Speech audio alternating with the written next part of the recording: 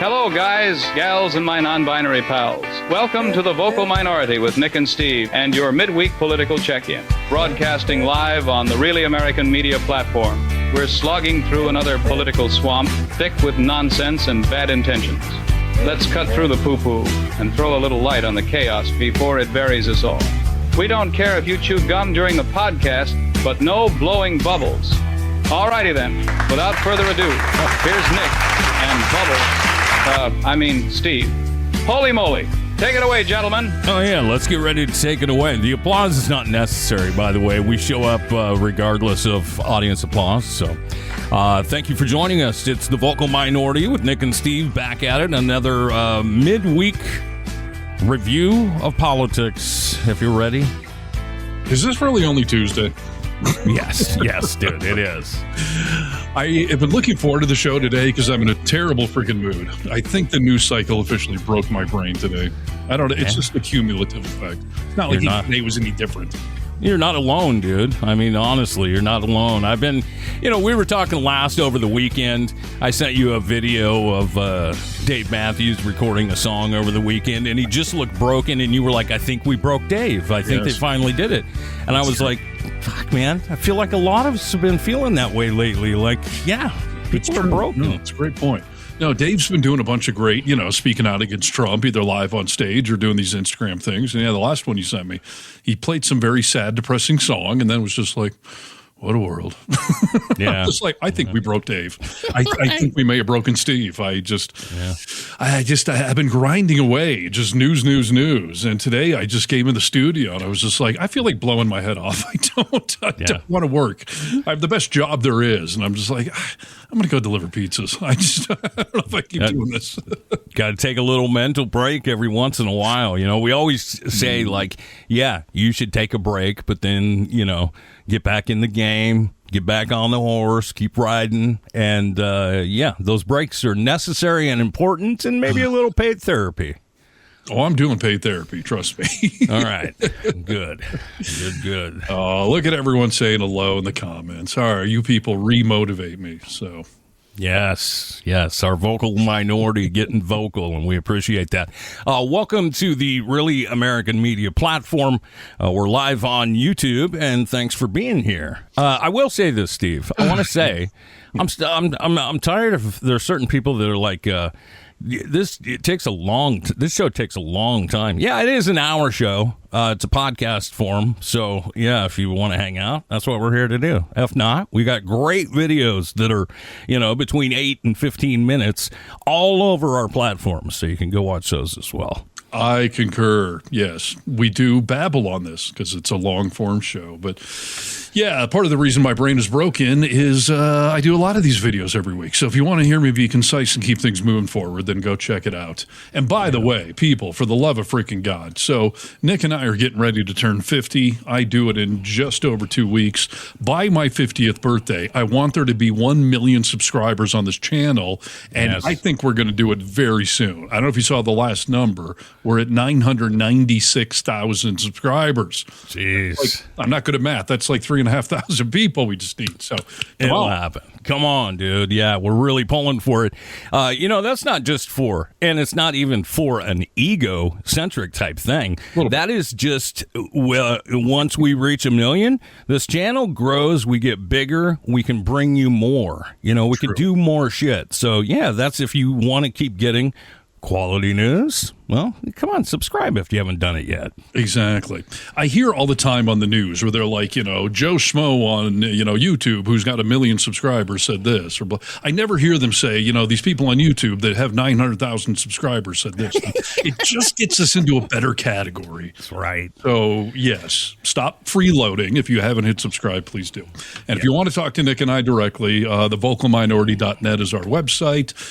And that's about all that's there is a way to contact us. So go ahead and do that if you desire. And, of course, you can chat along as we're live on YouTube, and we are about ready to get into it here. This is Need to Know News. News you need to know. Hello, Americans. This is Paul Harvey. Stand by for news. Are we babies? I don't care that I'm turning 50, by the way. It's kind of a milestone, right? It is. I was telling Kennedy it's the last marquee birthday, so that's why we're taking a little cruise to Mexico. We'll be off that week. Nice. At least one of the shows. But yeah, age is so relative. It's funny. As Tamalik was there saying there, you're both babies. You're 50. My kids think I'm a antique, and I think besides Chip, we're the oldest ones on this channel, and it's all relative. I was hanging out with some 60-year-olds recently. They were like, "You're 49. You're just a child." Yeah. I'm like, we're all in the same decade, basically. It's just whatever. It's all relative, though, right? You know, once you hit those milestones, you're like, oh, you don't know what it feels to, wake up at 50. Your joints are popping. We're there already, So yes, and we're freaking cool for 50. So I keep reminding my children of that too. Yeah. You got to do it every once in a while. Lots going on politically. I feel like this ages us faster. So I really feel like around 70 years old at this point. But yeah, let's get into what's been going on over the last couple of days. And you would think you got enough to talk about for an hour? Only the last couple of days? Hell yeah. Yeah, we always have more than we can fit into the show. I'm starting to think, and maybe we'll try it today. I think the last 5 minutes of the show, or at least the last 2 minutes, should be the lightning round. Just here's the story that we're not getting to. Ponder that later. Let's just move on. Yeah, I like that. I like that a lot because there's always oftentimes, there's tons of shit we don't get to. Star here. I barely remember 50. That may be dementia. You may want to talk to your doctor if you barely remember it. But all right, speaking of getting old and being dementia riddled, our illustrious, glorious king, emperor, leader. Yeah, that guy, I'm waiting for Trump to have a stand-up comedy special on Netflix because MAGA keeps telling me he's just joking. He's a jokester. I don't think he jokes about anything. So I think you have to have a soul to be able to joke, right? It's like a drunk person when you joke about shit, you mean it. There's a part of you that means that, or you wouldn't be saying it. Yes, so, exactly. Yeah, that's completely true. I think that Trump is one of the first people that I remember jumping out and saying all the shit out loud. The quiet parts out loud. And we're just like, that's why people say, he's joking, dude. Right. No, he's not. No, he's not. He's not, and we keep trying to warn everybody, he is going to screw with the midterm elections this year. And I know a lot of you in the vocal minority, you guys are a astute audience, so you guys have been screaming about this too, but it just keeps ramping up. I mean, he made a few jokes in front of the GOP a month or two ago, like we should just cancel the elections, right? I mean, they call me a dictator anyways. And, I had Lev Parnas that we were talking with, and he warned us that Trump's going to start declaring wars so that he can have martial law here in America. That's part of the plan to cancel midterm elections. Seth Moulton from Massachusetts said, I think about a month ago, that he is not joking. He's going to screw with the midterms. Gavin Newsom has said it. And this week, somehow he got even more direct and serious, and he's not fucking joking, people. No, and keep in mind, Steve, don't you remember, even when he was still campaigning, he wasn't even voted in yet, that he was like, this will be the last time you ever have to vote. Yes, and he has a merch room full of Trump 2028 hats, et cetera, et cetera. So this week he got a little more specific, though, with his comedy. It's funny because it's true. Trump says Republicans should nationalize the elections. So Trump said Monday on Dan Bonjangovi's podcast, that guy is not in the FBI anymore. He's back to podcasting. So yeah. He said Monday that the Republicans should nationalize elections, continuing to double down on false conspiracy theories and widespread voter fraud happened in the 2020 election. By the way, I mean, the Constitution says that the states have to run the elections, not the feds. And MAGA World keeps saying how much they love the Constitution, yet they don't seem to love any of the actual amendments in it. And we'll get to Trump's, goons shitting on the Second Amendment again today. But yeah, Trump, despite what the Constitution says we should nationalize it, but he also said we should do it in 15 states. Not all of them. Some of you red states are fine. Yeah, I wonder which ones, dude. Yeah. What's the list? Right. If you live in a blue state, yeah, that's what he's talking about. The Republicans should say, we want to take over. We should take over the voting in at least 15 places, is what Trump says. And, yes, And we saw the raid in Georgia happen, what was that, last week at this point now? Yes. They're not joking, people. They're going to come after the elections. And as we keep saying, it's us putting a spotlight on this. It's all of us getting angry about these things. That is the only tool we have so that the minions around him do not think they can get away with this. Yes, 100%. They're not joking around. I mean, this is them just setting up the game board for the game they're about to play. Last week, FBI agents executed a search warrant at Fulton County. Tulsi Gabbard was there. We don't know exactly why, but there is some really weird shit going on. And you noticed right before they filed that search warrant that Trump had been bringing this election up again. He had kind of stopped talking about it for a little while. He's setting the game board, dude. Yes. What did they find? Well, we don't know. We know they found, people say, oh, there were cell phones, there were, ballots that they took. This has already been settled, mind you, by several different officials. The lawsuits and recounts and audits. I mean, we all know, obviously, he lost the election. Obviously, there was no fraud in Georgia of any measurable, amount. But, yeah. And some body cam video was released today with all of these FBI agents talking before this raid, saying like, hey, have you seen a warrant? No, I haven't actually seen a warrant. Have you? Hey, Joe, did you see the warrant? Like, no. And they had to redo the warrant because it wasn't correct.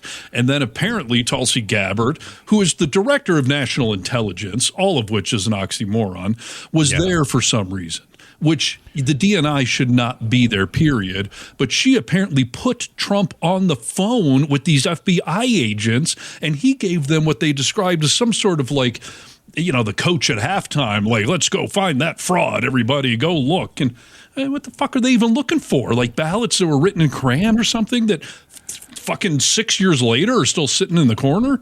Seriously, dude.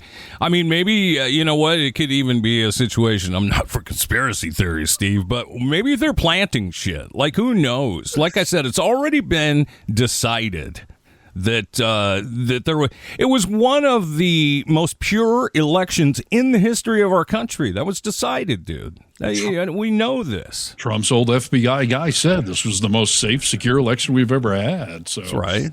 And they tried to blackmail Minnesota to get the voter rolls. They tried to sue Oregon to get the voter rolls. Like, they are putting the pieces in place for whatever bullshit thing they're going to try to do. So, yes. Again, all we can do is just talk about this and call attention to it so that nobody is surprised, and that at least we sane people have laid the groundwork for this is unacceptable. This is how democracy dies. Yeah. We let him screw with this election, and that is the end game, because this is our chance in November. And the writing's on the wall. Did you see this election in Texas over the weekend? Yes, dude. North Texas elected a Democrat for the first time ever, and it was a 30-point swing. Yes. Trump won that district by 17 or something, and the Dems won this by 15 or 14 points. Like, that's crazy.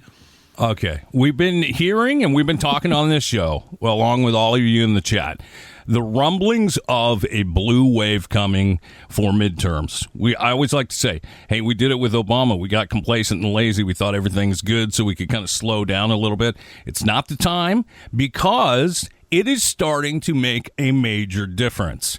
We're seeing a lot of people come over from other sides, whether that be Andrew Schultz on a podcast or Marjorie Taylor Greene. We're seeing a lot of people. And you mentioned Dan Bongino. Dan Bon Jovi. Dan Bon Jovi. I wish his name was Don Bongino. That's my main wish. But yes, it would be easier, right? It just rolls better. Yeah. You mentioned him talking about getting back out into the public sector. He had a little clip that I grabbed from his show, and this will show you exactly what we're saying is turning true here, dude. Oh, hope you play The doomers are taking advantage with the liberal media. They're like best buddies now of an effort to sabotage this movement from the inside. I have seen it. There's a lot of influence campaigns going on to fracture this movement from the inside. And the liberal media loves it. Here's a Hollywood Reporter piece about it. MAGA Civil War. when your enemies are screwing up, like, don't stop them. That's what they want. That's why they're all buddies. They like quote each other. This is why this matters in the midterms. Well, of course the midterms matter. They're elections. No, they really matter. If we lose these midterms, this president will be impeached. Yes. You promise? Someone threatened me with a good time, dumbass. Yes. My gosh, dude. So that exactly what he's saying is true. We are seeing the foundation crack, and people are starting to switch sides and switch teams, and that is what we need for this fucking blue wave in the midterms. And it's not some conspiracy we're making up. You see, we don't have to make up conspiracies. We just read the room and look at reality. I mean, MAGA is infighting with each other. There are cracks in the foundation. It is why the podcast bros are shifting and certain electeds and MTGs. And I mean, we're seeing it left and right. We're seeing it in real life with people that do not want to admit anymore. And I love that last week I brought up this whole podcast bro thing. Like, is it too late to, come to the right side of history? Do we shame them? Do we not? And we had quite a little debate on the show here. And then literally the next day, and I'm not saying SNL watches us, maybe they do. They did a great sketch about the exact premise, about that MAGA mom that wants to admit that maybe I was wrong, maybe Trump is lying, maybe he's not, and the family freaks out. I'm like, that sketch encapsulates exactly what is going on, that whether it's the big people or the housewives, like, the cracks are forming, they are coming over. And we either need to welcome them so they'll vote blue or just hope they don't vote. And that seems to be, by the way, what happened in Texas. The turnout for the Republicans was very low because they're not motivated. They're probably not going to vote blue, but just then don't vote. So I'll tell you just my conversations with my brother who voted for Trump 3 times. Yes. Anytime we have political conversation, we're family, so we really try and keep it, respectful conversation or whatever. And if it starts to get away from that, we just be like, all right, we'll talk later, But he more and more has been saying with an exhausted exhale, I don't know anymore, brother. I don't know what's right. I don't know, I don't know what's right, what's That's wrong. That's a sign, though. He's fatiguing of defending this garbage over and over. Like, he's at his breaking point. Just keep tipping him. Yeah. And do it with kindness. Anytime it's like a dog, dude. When they do something good, when they don't go pee in the house, you want to inch them along a little bit. Be like, yeah, she's a good boy. Right. I've been doing my dad thing with a lot of people. Like, I'm not angry at you. I'm just disappointed. Okay. Right. So, yeah. Yes, and as Luigi here says, when MTG sounds sensible, that's when you realize how fucked up this administration is. Solid point. I mean, first of all, MTG a month or so ago confirmed what we've been saying here, that Trump is a pedophile protector. Literally, he told her, my friends are going to get hurt if I release the files. But yeah, she just said last week on a podcast, and I did a little video on it. I'll spare you all the other crap and just cut to the point. Like, she said, MAGA is a lie. The whole freaking thing was a lie to con you, to manipulate you. Like, I would say, billionaires and idiots are his base. The billionaires are getting what they want. The idiots are being left on the wayside because you cast your vote. That's all they wanted from you.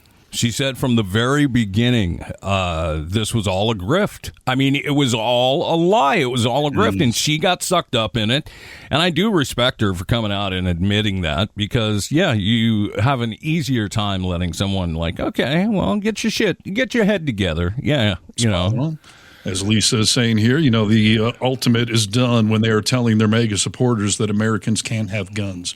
So not only did they stick their foot in the Second Amendment with the Alex Preddy shooting and saying, well, he showed up to a protest with a gun, forgetting all about the Kyle Rittenhouses and all the other kind of crap. But Judge Janine Pereiro, the Fox News crazy lady. Tanning bed queen. Right. She, where is it today? Yeah, she said that law-abiding gun owners should expect to be arrested.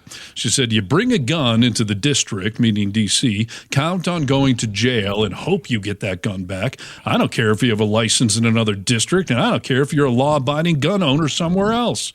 Now, granted, D.C. does have different, gun laws, but still, she's talking to the gun nuts out there that even if you're a permitted holder, you should expect to be arrested. Like, I thought they loved the Constitution. And I'm not some big Second Amendment defender. I'm fine with responsible gun ownership. Just don't use it to jerk off with. Like, don't fetishize your guns. But Yeah. I mean, they're stamping on the First Amendment, freedom of speech, the Second Amendment, the right to bear arms, the Fourth Amendment, searches and seizures. Arresting journalists, like all of this stuff is happening, no due process. And it's funny to see that the Second Amendment is pretty much the line in the sand, right? So all these people like her are speaking out saying you will be arrested.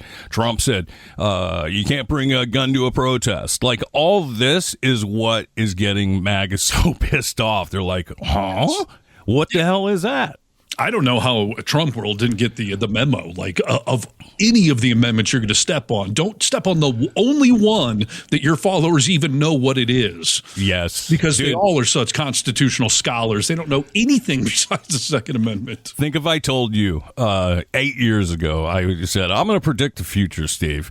One day, the NRA will come out and make a statement against President Trump. Would you fucking believe it? No, I would not, because Trump world would have been smart enough to never say anything like a gun owner had it coming. Yes, 100%. And so, as I just put up on the screen there, where was it? Tamala here. MTG, a B slap. This is the point, people. Like, I know we all want to rub their nose in it. You brought up the punishing the dog analogy. Right. Like, do you shame them or do you rub their nose in it? And I know a lot of us want to rub their noses in it. Like, I do get the urge. Yeah. But we can't go backwards. We do need them to either vote blue or just shut up and not show up in November. So I'm just trying to encourage everyone to resist the urge, take a few deep breaths, maybe shame them a little bit, but then we got to welcome people to the right side of history. Yeah, it's like responsible dog training. This is responsible Republican training, dude. You're not supposed to rub your dog's nose and shit. You're supposed to train them and do it properly. So we could all get on board with that. And the way that you're speaking about this, I feel like you've grown so much as a human being because in my lifetime, you specifically have loved the task of saying, I was right. Yes. And that shows the sign of maturity as we near 50, I guess. Yeah. I still love being right. And there are still many incidents where I will point that out. Okay. And I'm subtly doing it right now with all of this. Like, getting vocal is how we stop people. Like, that's how we can, dismantle the regime here. But yeah, for the first time ever, like, I really do feel like the political pendulum is starting to swing back the other way. And I don't want to jinx it, people. Like, the ice is cracking under MAGA, and I don't think now's the time to go dance on that ice. Like, the day after the midterm elections, I probably will be going, I fucking told you people I was right. Like, but for now, we've got to just tread lightly, okay? Yeah, tread lightly. Because you're right. We either want them to show up and vote blue or not vote. I mean, yes. Either will work. Yes. So I did a little story about Harry Anton on CNN. He was doing polling results from that Texas race and just showing how just abysmal this is going to be for the Republicans and how history, 5 out of 5 midterm elections under these same circumstances, the incumbent party always loses. But he did this whole thing about the fact that there's the population is leaving certain blue states and moving to red states, which means those red states will now be bigger and badder. I'm just like, I think you're forgetting that people like me, I left California, not because I hate California, I'd go back tomorrow, but I moved to a red state. But I brought my blue vote with me. Yeah. And people around here are just like, stop Californicating our state. Like, they hate people from California. If you've ever watched Yellowstone, like, everyone hates when Californians move to their state because we're bringing our votes with us. Yes. So I actually think it's a good thing that some Dems are leaving New York State and Massachusetts, California, and moving to Texas or to Florida or to Georgia or to North Carolina. Like, that's not a bad thing. No. So, it's just like when Trump was talking about making Canada the 51st state. And then, a couple of weeks into it, someone was like, that Canada's fairly liberal. Like, that'll bring a lot of liberal votes. And he was like, oh, maybe that's not the best idea. Right. I mean, California's going to be blue. So is New York. So it's fine. We can hemorrhage some blue. And if it's only the red, if only Republicans are leaving California to move to Texas or wherever, that's not helping them any. So yeah, I'm fine with all of that. You know what I'm not fine with, though? How many Gibsons do you have? The answer is 0. Those are not Gibsons. Oh, come on, dude. Those are Paul Reed Smith guitars. Jeez. How dare you? Criminy. How dare you? Okay. Now I'm really pissed. I was already in a pissy mood. Well, you know what we're also not okay with, Stephen? Yes. Is this latest drop of the Epstein Files.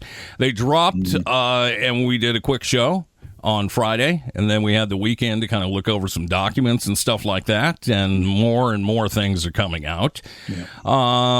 Let's talk a little bit about one of this. I call this an oopsie poopsie. Okay, this is a oopsie poopsie. That's what Trump does a lot.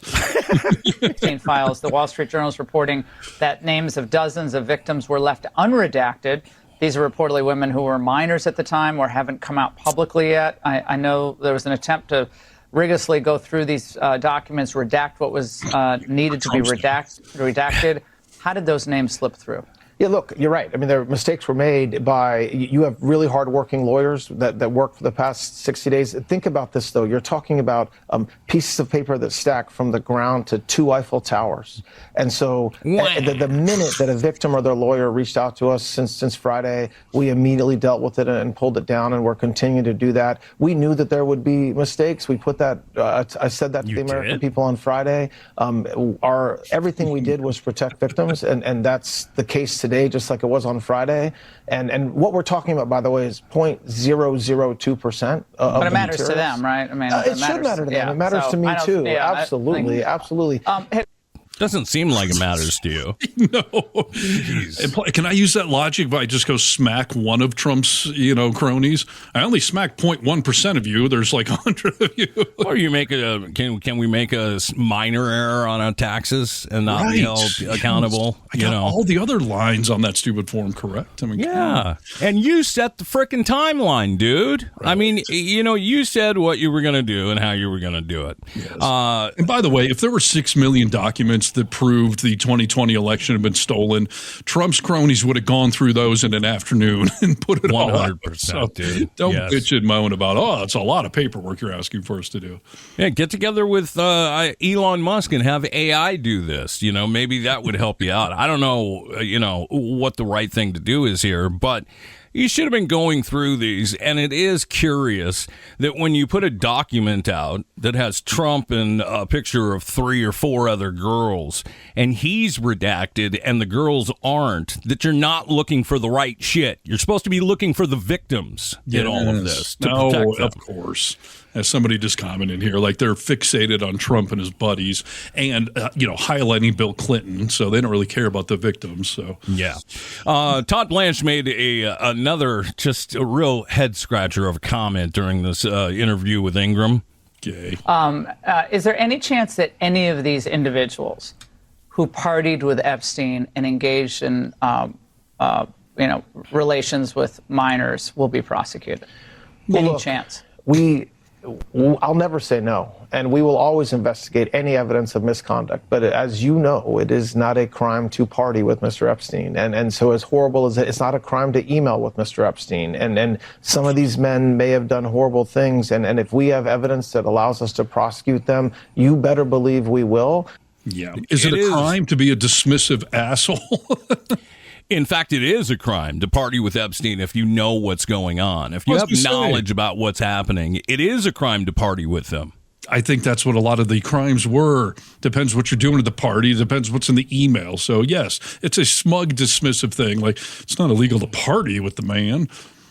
And saying that, he's saying there that, like, I'll never say no. You've come out to the American public and said, we're done with the drop. We're done. We don't have anything, or we would be, arresting people, but we don't have it.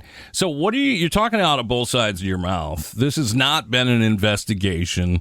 They have released certain files. And I say, well, if you really have nothing to hide, release them all and let us choose for ourselves, what we think. Yes. And I'm with with 99 red balloons here. Thank you, France, by the way, for raiding Elon Musk today.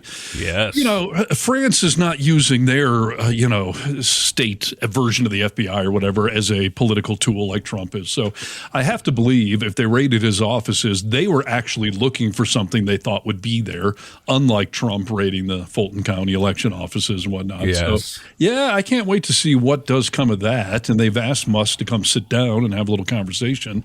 So we'll see. I mean, this whole Grok thing with the image, being able to alter real people into, bikinis or string, like it's just freaking gross and sick. And don't tell me they didn't test all that stuff out ahead of time. So that's where our world's heading, dude, or heading. It's actually where we're heading, that with all this AI stuff that Trump refuses to put caps and limitations on.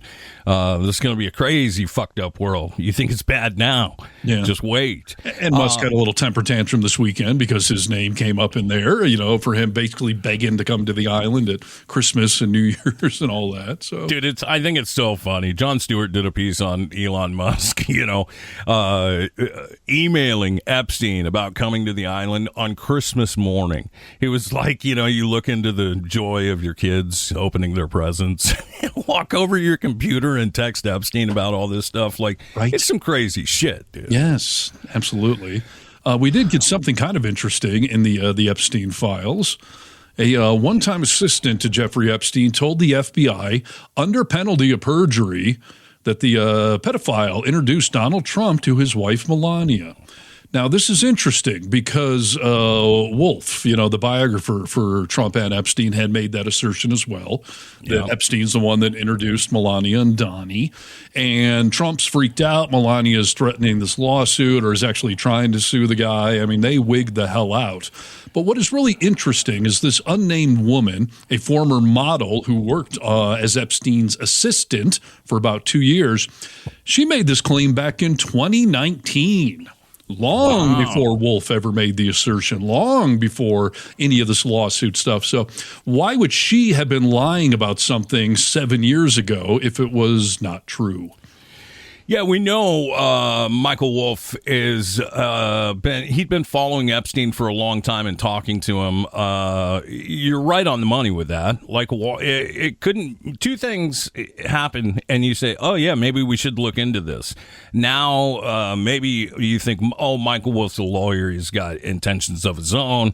But now you've got an actual victim from that time in those fucking files saying the same shit. Yes. You don't think it's worth looking into, Todd Blanche? It's corroboration. And, I don't even know what Melania's freaking out about. I mean, I read a great review for her documentary that said it was a tale of a woman who self-sex trafficked herself, into riches and fame here in America. So. Yeah, well, let's see. Let's see Trump being asked in his tuxedo about Mike Wolff and what he had to say about this. Okay. What did you think of the latest release of Epstein Files, and do you think your critics will be satisfied with? Well, they should be, because it looked like this guy Wolff, who's a writer, was conspiring with Epstein to do harm to me. And I didn't see it myself, but I was told by some very important people that not only does it absolve me, it's the opposite of what people were hoping, the radical left, that Wolff, was a third-rate writer, was conspiring with Jeffrey Epstein to hurt me, politically or otherwise, and that came through loud and clear. So we'll probably sue Wolff on that. No, you won't. Or did you have any knowledge? And maybe the Epstein estate, I guess. I don't know, but we're going to certainly sue Wolff. You want to sue the Epstein estate? Well, you may, I guess so, because he was conspiring with Wolff to do harm to me politically. That's not a friend. So we've got audio of Michael Wolff making a statement this morning and talking about this, the fact that Donald Trump would like to sue him. Let's hear from Michael Wolff himself.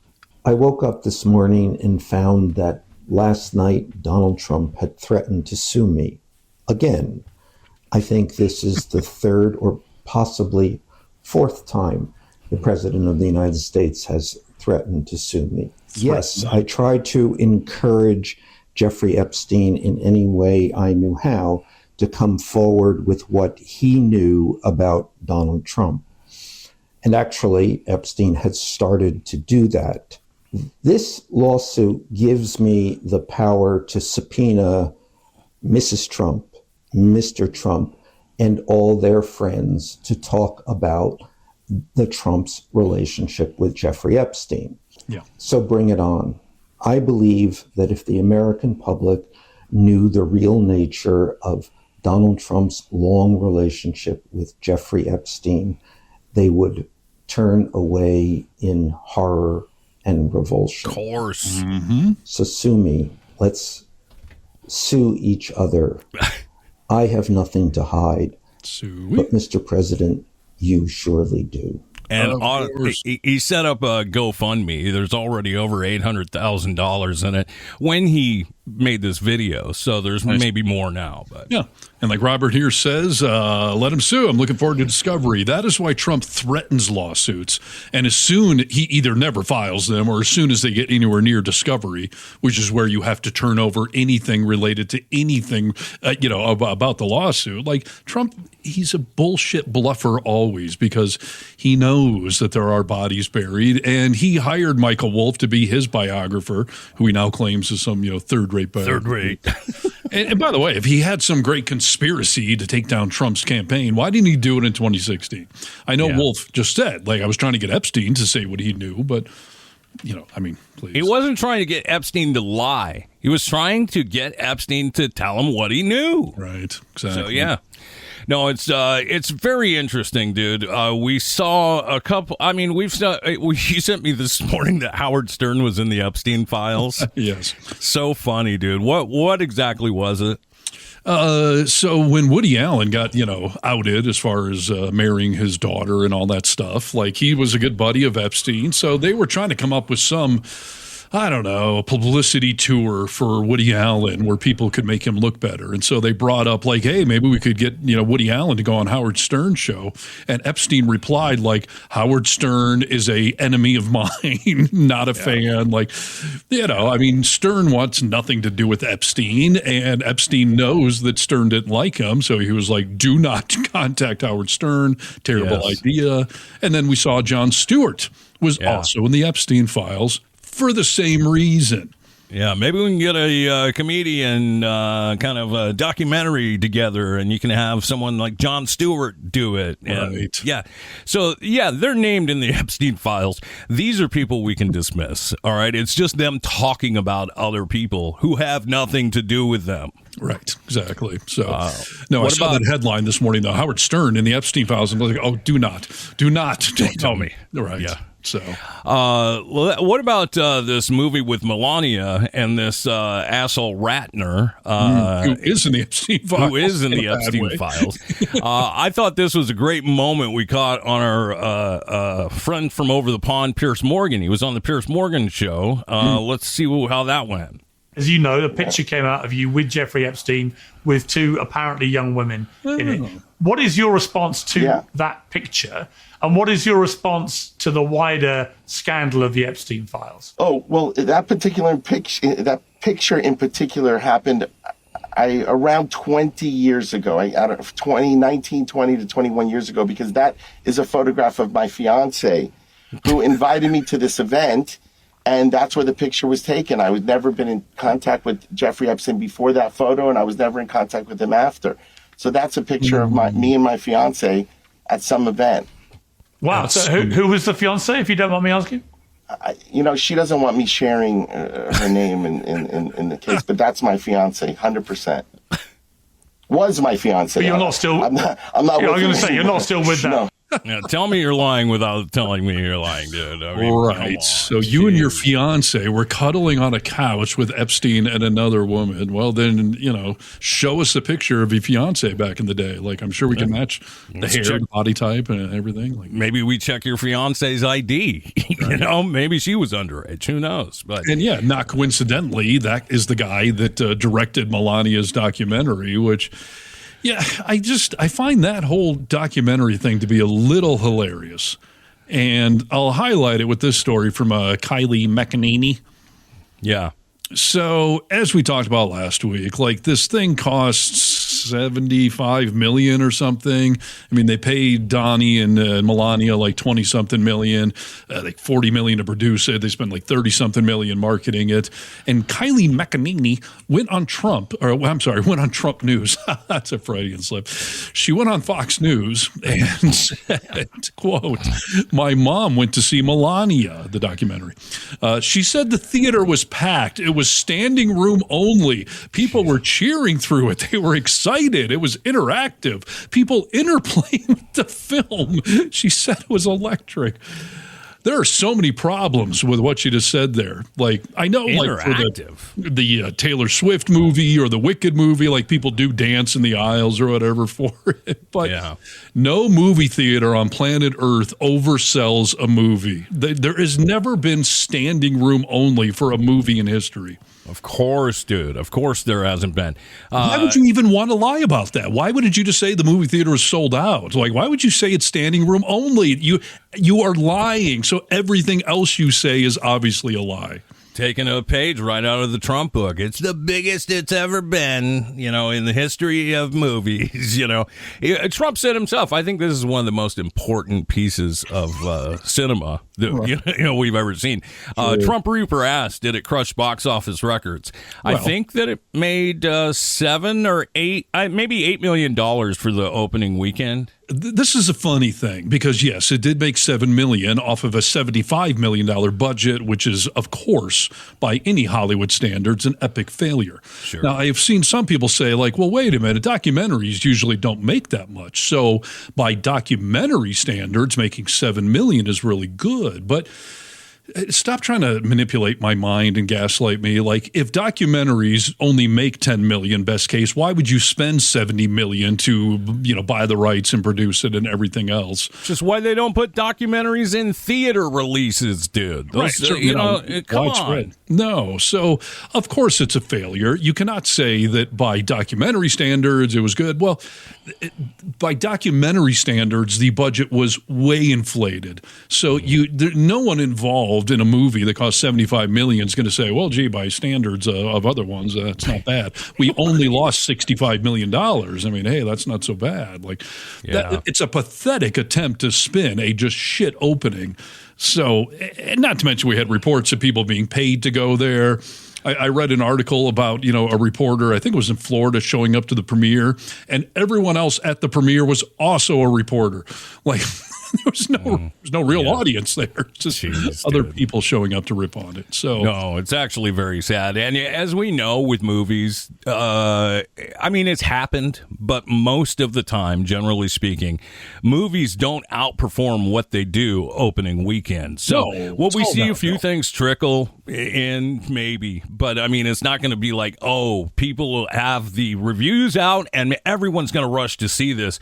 I think when I looked, it was at a 7% on Rotten Tomatoes, which is abysmal. Yes. And someone's pointing out half the money was for advertising. That's roughly true, but still, that's money you put into the movie that you're not getting back, and they knew they weren't going to get it back.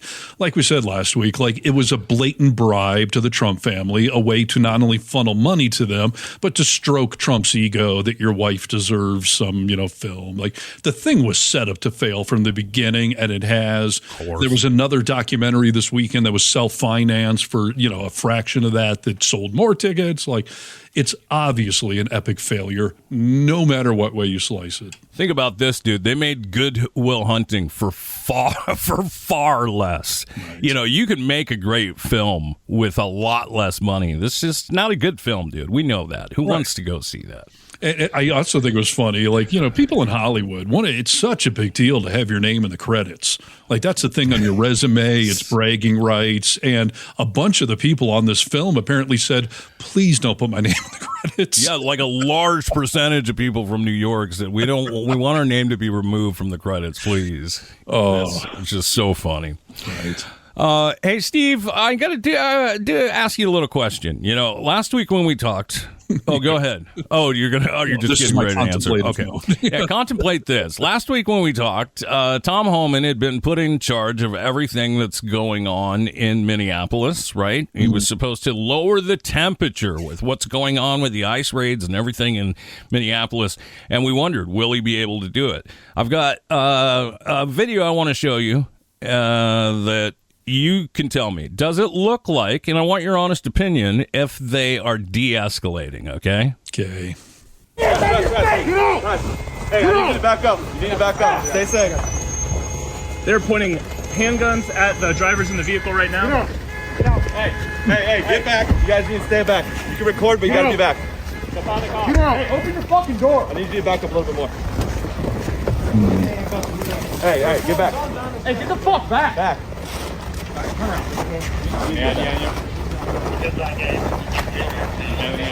Hey, no, don't get on the road. Stay back over here. Okay. So you know, these guys were all threatening us yesterday with handguns.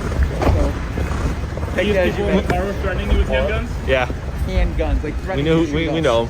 So. Oh, you mean like with handguns? Not weapons. Pulling them out, trying to engage us. Pulling out literal guns? No. Making. Finger guns, dipshit. That's why they're being ID'd right now. That's why they're being ID'd at gunpoint and removed from the car. I mean, it doesn't seem like it to me. I guess no one got shot, so that's a little benefit to it all. In fairness, those are the kind of guns, when you pull the trigger, that flag comes out, just says bang on it. Like, yes, they're just joking around out there, having a good old time, you know? Yeah. Pretty crazy, dude. I mean, I don't know what's going to lower the temperature. All of us are ranting and raving, saying not only are you arresting or detaining American citizens, you're doing things with children, you're shooting people in the face and head, you are also going into places without warrants. This is another video. This is not out of Minneapolis, Fourth Amendment. Fourth Amendment. So let's take a peek at this and see if you think this makes any sense, okay? We're ICE, okay? Clearly we're marked. Do you have a warrant? We don't need a warrant, bro. My name is Jake Efros.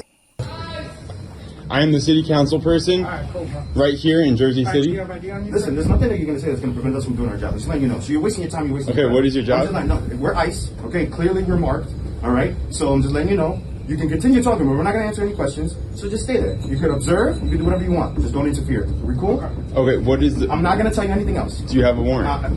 We don't need a warrant, bro. Stop getting that in your head. That's it. Okay. Stop getting that in your head, dude. We don't need a warrant. Yes. We can do whatever we want. Yet again. So, yeah, we did find out that ICE has some sort of internal memo that gives themselves permission to use a administrative warrant instead of a judicial warrant to break down the door of your home, of the don't tread on me people out there.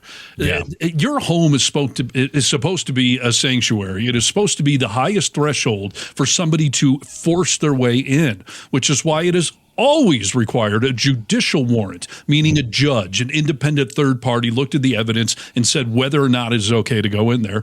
And now ICE has been emboldened to just say, like, we just can make up our own warrants and go into wherever we want, which is the equivalent of not needing a warrant, which is so un-American, so counter to the Constitution. Yes. Well, and have we seen people bust into a premises without warrants in the past? Of course we have.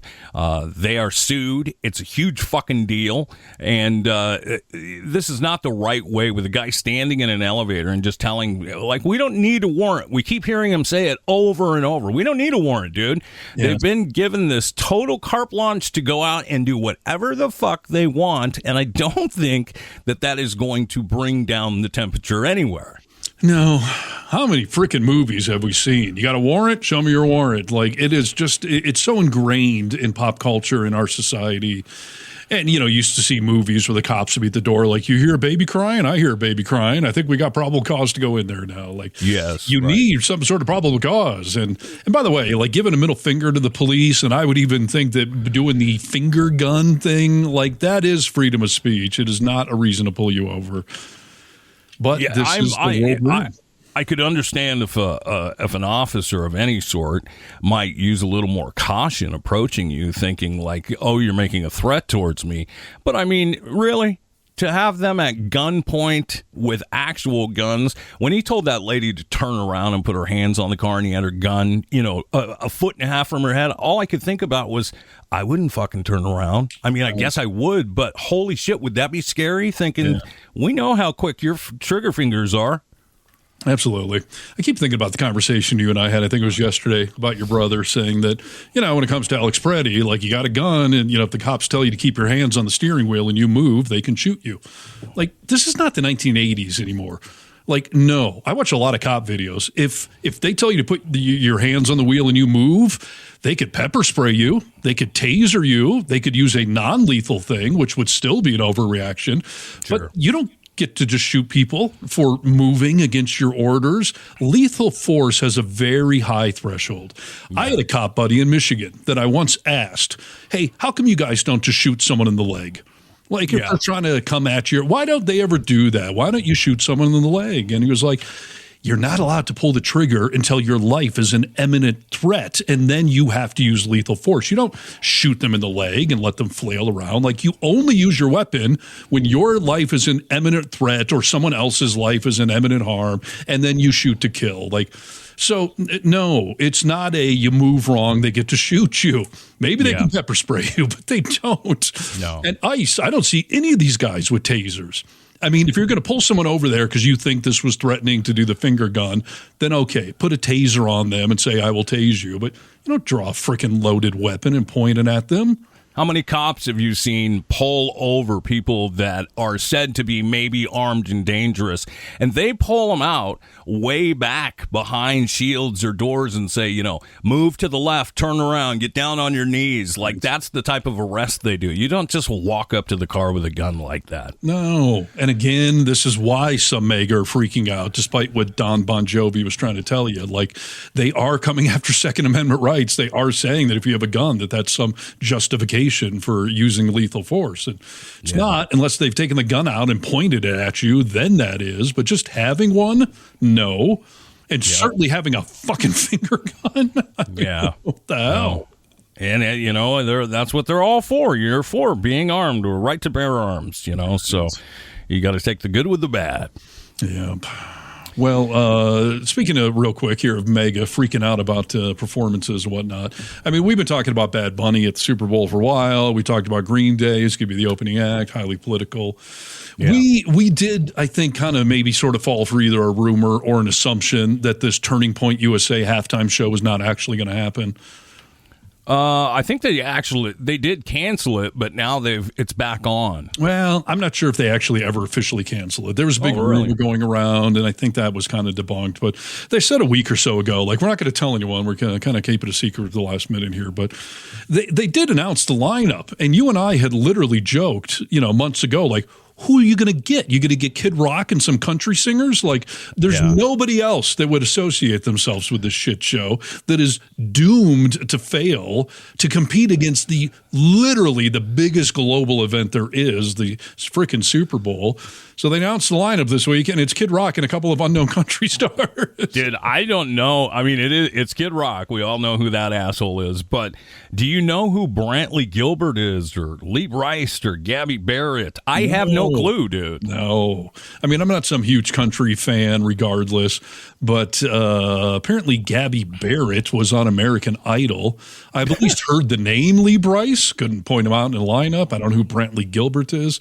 And I think it's so funny that they all embrace Kid Rock so much. I mean, what a dirtbag he is. And what a phony. I mean, I'm from Michigan. I remember back when I was in the band days, I knew who Kid Rock was because he was a rapper on the Detroit scene. And everyone kind of knew that he was a white guy rapping, and Eminem had started to make it big. But then he became a rocker, and now he's a country guy. And right. If he wasn't MAGA, those people, the MAGA types, would spit on him for being some long-haired, beatnik kind of guy. Completely. But the fact that he, sucks Trump's taint, they're all apparently going to endure him for a halftime show. And I bet they're not going to ever announce what the streaming ratings are. I don't even think it's on a real TV channel. No, I think it's on the internet. Yeah. It'll be interesting to see. We know that Bad Bunny and Green Day will be hosting the real halftime show, the actual halftime show. Well, Green Day's opening, but yes, Bad Bunny's halftime. Yeah. Oh, yeah, okay. We just had the Grammys, and there were a lot of artists that spoke out. We've been talking a lot about artists speaking out right now and that using your platform for whether it's singing or art installations, whatever it might be. Yes. So I'm a huge fan, dude, of artists standing up. I hate it when people try and make the point, oh, these artists don't know anything. They got $100 billion and they're not real people.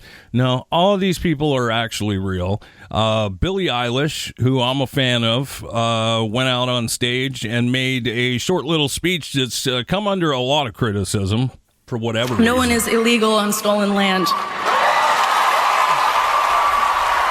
Yeah, it's just really hard to know what to say and what to do right now. And I feel really hopeful in this room, and I feel like we just need to keep fighting and speaking up and protesting, and our voices really do matter and the people matter.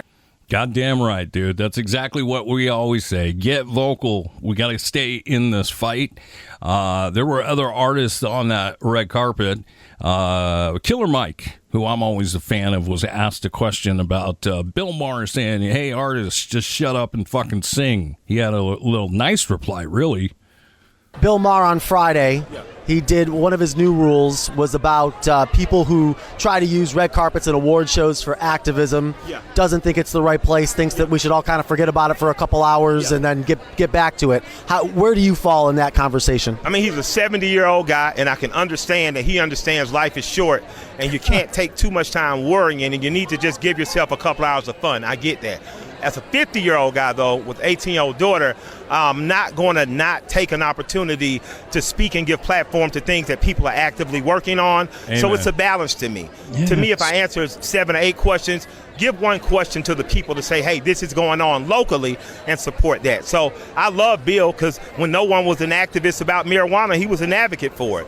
I love Bill because no one was an advocate for progressive politics. He did it and has built a career around it. So I can agree with my 70-year-old friend that sometimes you need to give yourself a couple hours to take a break, but I'm never mad when someone, and especially an artist, is compelled to say something, says something. Yeah. Goddamn straight.